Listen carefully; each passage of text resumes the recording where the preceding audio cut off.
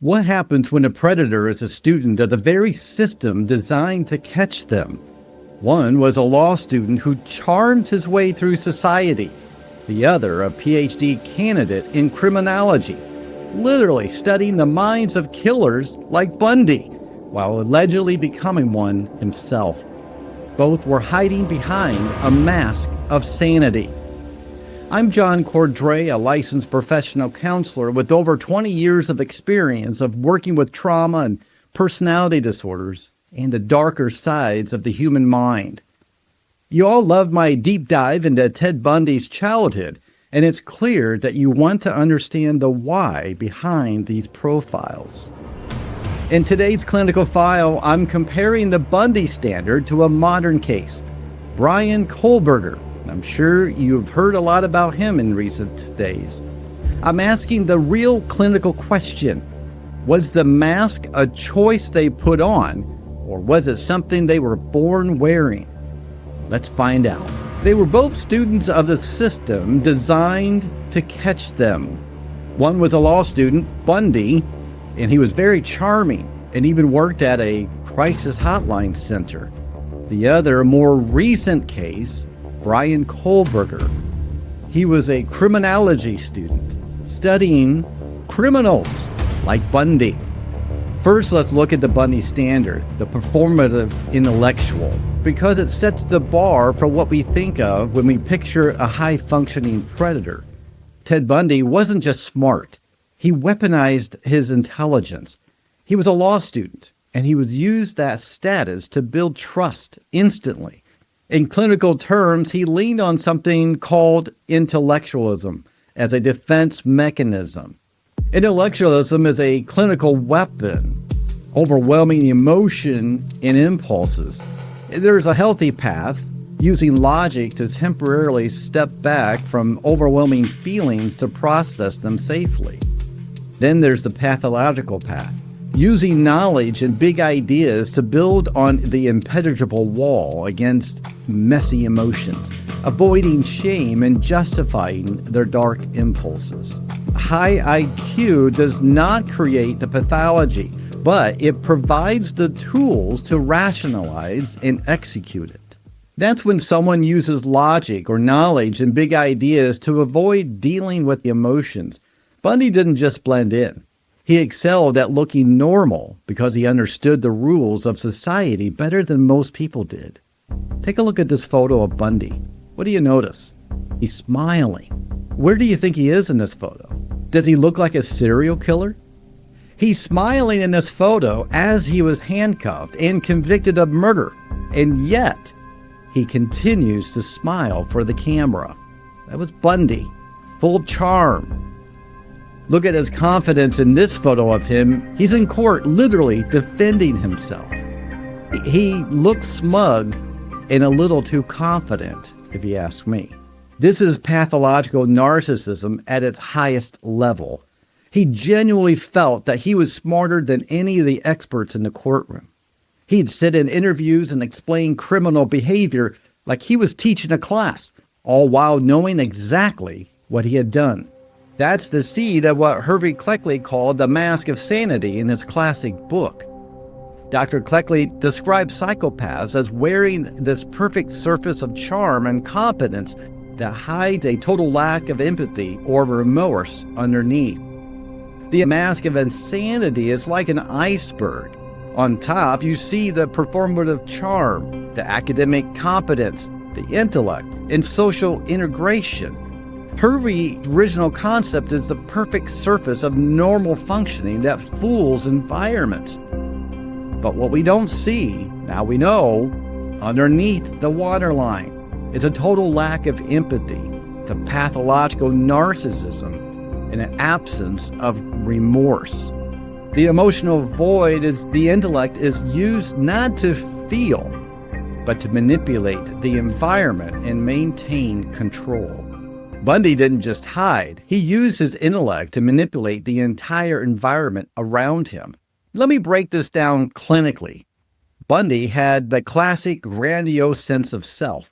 He believed his rules didn't apply. He worked at a suicide hotline, for crying out loud, playing the role of a caring helper. He dated women, maintained relationships, went to law school, and all the while, he was planning horrors that still shock us today. His mask wasn't passive. It was performative. He'd flash that boyish smile, use his knowledge of the law to represent himself in court, and make people question if someone that polished could really be a monster. Here's what the performative intellectual looks like.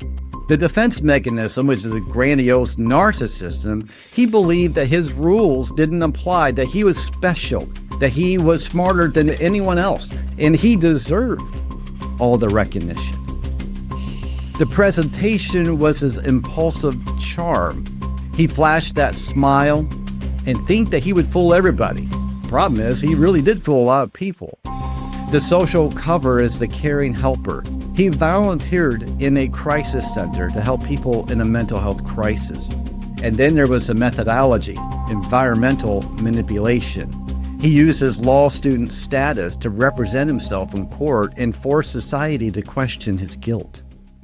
But that's the thing with intellectual masks. They fool us because they look so competent on the outside. I've seen echoes of this in my own practice. Not quite at Bundy's level, thank goodness, but with clients who intellectualize everything. They can talk circles around their problems without ever feeling them. Bundy took it to the extreme. He studied psychology early on, switched to law, and then used every bit of it. His narcissism fed the mask. He needed to be seen as superior, smarter, and untouchable. And, unfortunately, for years, he was. The next study is the Kohberger variation, which is the analytical mask. I want to shift to Bryan Kohberger here. You probably have heard of him in recent months. This is a little bit of a different flavor of the same mask. Unlike Bundy's impulsive charm that pulled people in, Kohberger's profile points to a highly analytical, detached kind of mask. Here's his profile of the analytical mask. You'll see that defense mechanism, emotional blunting. It reports of depersonalization as a teen, describing life as watching a video game with no emotion. The presentation comes across as cold condescension. He dominated conversations, belittled women, and maintained a flat, clinical stare. The social cover is the academic rigor. He held undergraduate students to PhD standards and hid behind the untouchable status of a researcher. His methodology is obsessive observation. He studied the feelings behind crimes because he fundamentally struggled to experience them himself. As a criminology PhD student at Washington State University, he was studying offender decision-making, the roles of emotions in crime, even surveying ex-convicts about what it feels like to commit violence. We now know he probably was not doing this for academic rigor. He was doing it for his own work. Look at Kohberger's cold stare while he's in court on trial for the murders of the Idaho students. He's looking straight into the camera, almost like he's looking straight into us. He was literally inside the system, learning how predators think, while, according to the evidence, he was living as one. In clinical terms, we're looking at emotional blunting, where Bundy performed emotions to win people over, smiling, engaging, charming behavior. Kohberger's reported behavior often came across as off or clinical to his peers. The wake of the mask is camouflage versus isolation. The social camouflage is the mask function on social glue. Bundy maintained active dating relationships, built wide friend networks, and successfully fooled entire communities. The mask pulled people in. For Kohberger, the social isolation, it's the mask function as an alienating shield. Kohberger was described as creepy, sexist, and rude.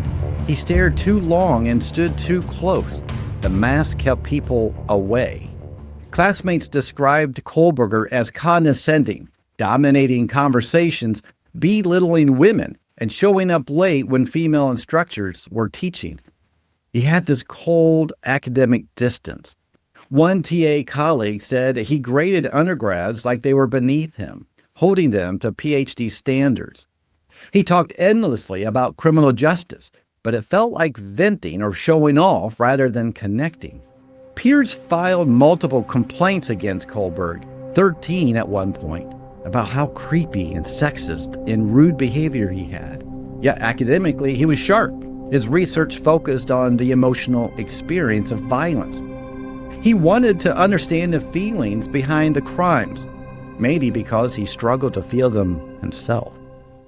Reports from years earlier, even as a teen, show him writing about having no emotion, depersonalization, and feeling like he was watching his life like a video game with little remorse. This is the analytical mask. Bundy used charm and performance, but Kohberger used intellect and distance. Both hid behind intelligence, but Kohberger's was colder, more clinical. Here's the diagnostic comparison matrix. For the Bundy standard, the primary persona was the impulsive charmer. The Kohberger variation, the primary persona was a detached analyst. For Bundy, the emotional presentation, he was hyper-performed emotion to win trust.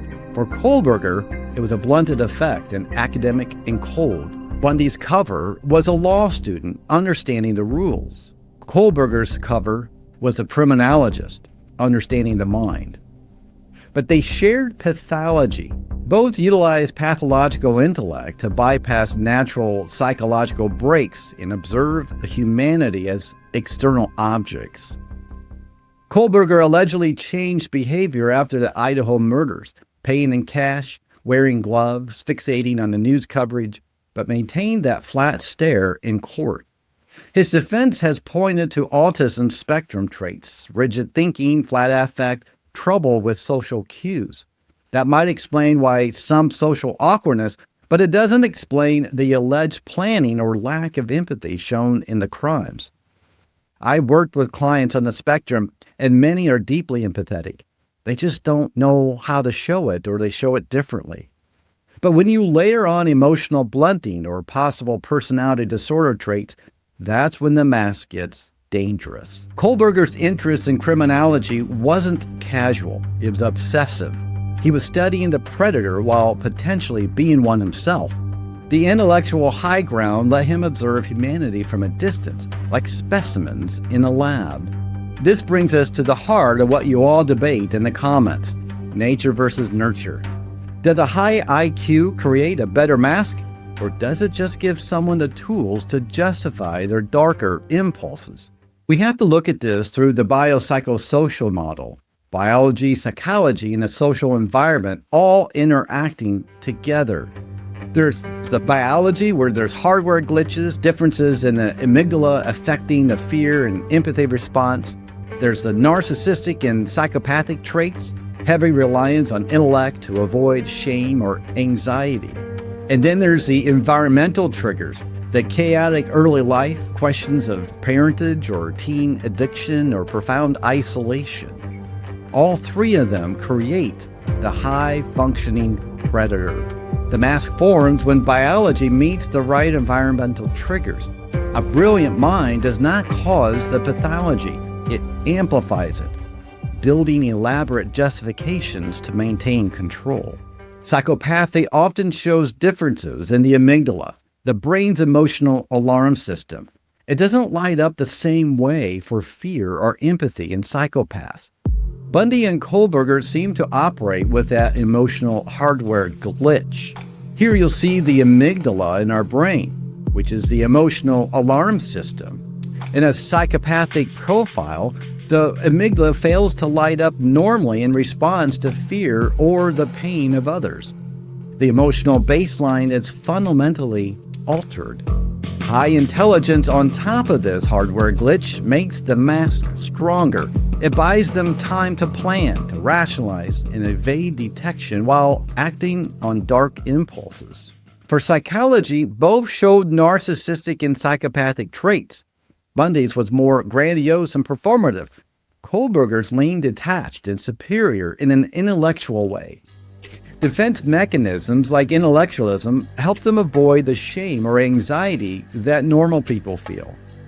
Socially, Bundy had a chaotic early life story with questions around his parentage.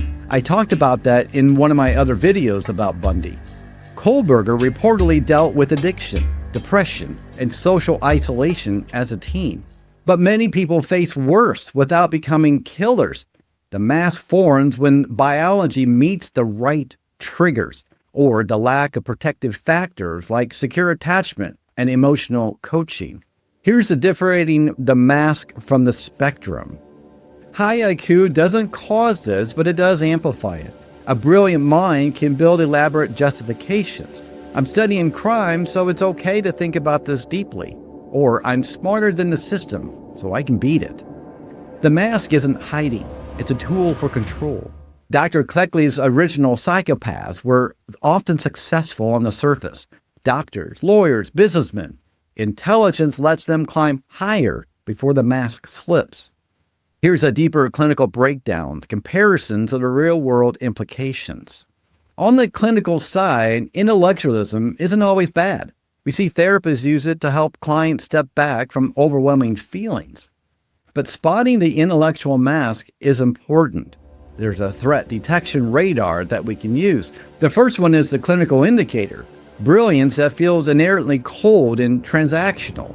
The second one is behavioral marker, a clinical obsessive interest in dark topics devoid of normal human horror.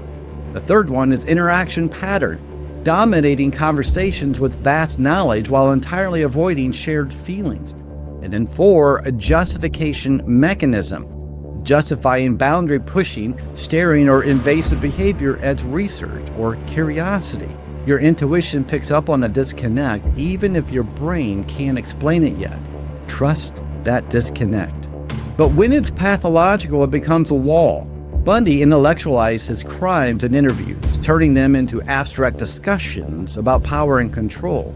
Kohberger allegedly channeled into academic papers and emotions of violence, maybe trying to understand something he couldn't feel. Compare their social functioning. Bundy dated, had friends, and held jobs. His mask was social glue. Kohberger seemed more isolating. Peers found him off-putting, arrogant. That analytical distance might have protected him from detection for a while, but it also left a trail of complaints. Both used their student status, Bundy as a promising law guy, and Kohberger as the budding criminologist, to lend credibility. In my counseling work, I see milder versions, clients who are incredibly smart but emotionally unavailable. They analyze their relationships to death instead of feeling them, and their partners feel lonely. The mask keeps vulnerability away, but it also blocks real connection. For predators, that block removes the natural brakes on harmful behavior. Which is more dangerous? The charming law student like Bundy, who pulls you in close before striking? Or the analytical scholar like Kohberger, who observes from the shadows with clinical precision? Honestly, both are terrifying because intelligence makes the mask so convincing. Bundy fooled entire communities. Kohberger was training to profile people like himself. Prevention-wise, we need better systems. Universities spotting concerning behavior in psych or crime programs. I mean, think about it. Bundy was a law student, and Kohberger was a criminology student, both in college. Breaking the mask is systemic prevention. Universities can provide proactive monitoring of concerning obsessive behaviors within psychology or criminal programs. Mental health support is looking past surface-level flat affect and digging deeper when emotional blunting is paired with aggression or dark obsessions. And then there's a societal narrative, refusing to romanticize a genius killer. All of the media attention directly feeds the narcissism that allows these masks to thrive. Understanding this doesn't excuse anything of these men. These men chose to hurt people, but as counselors and humans, we study the mask so we can spot it earlier and protect potential victims. Empathy isn't a weakness. It's what separates us from the predators. Here's the ultimate separator. The intellectual mask is the hardest to crack because it uses logic to hide a total lack of empathy. Empathy is not a weakness, like I said. It's the ultimate defense. Real connection beats any mask every time. If someone's brilliance feels cold or their interest in dark topics feel too clinical or detached, that's your intuition waving a red flag. Trust it. Which do you think is more dangerous? The charming performer like Bundy or the detached analyst like Kohberger? Drop your clinical theories in the comments. I'll be right there reading and replying. If this video helped you understand the why a little better, hit like, subscribe, and share with someone who needs to see it. Thanks for joining me today on this heavy but important deep dive. And that, my friends, closes this clinical file. Until next time, stay safe out there, and remember, real connection beats any mask every time, all the time.